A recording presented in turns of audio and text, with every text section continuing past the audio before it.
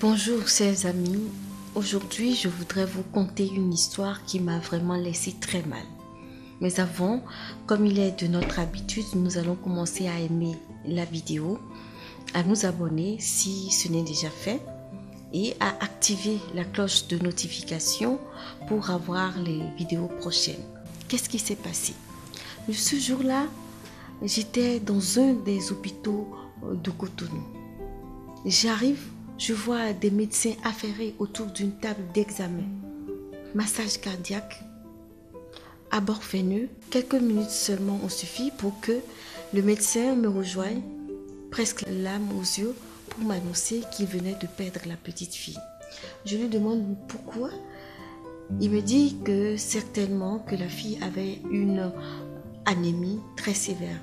Nous étions en période de pluie.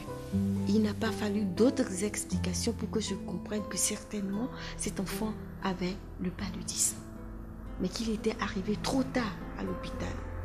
Mes chers amis, vous qui me suivez, mes parents, il faut savoir que le paludisme, il tue.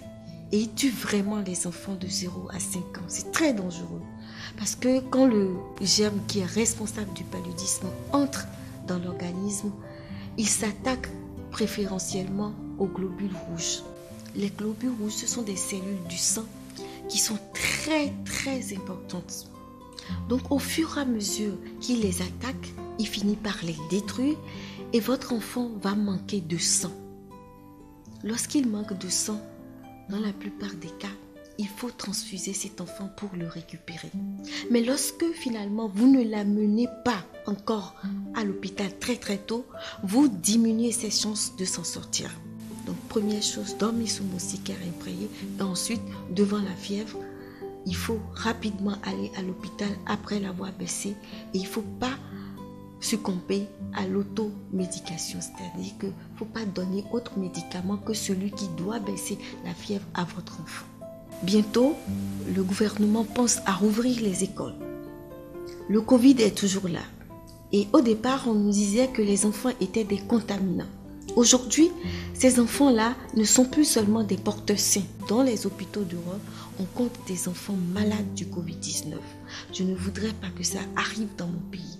Donc ce que je souhaiterais, c'est qu'on prévienne le paludisme en même temps qu'on apprenne à nos enfants les gestes barrières. Vous savez, les enfants à partir de 5 ans peuvent porter des masques.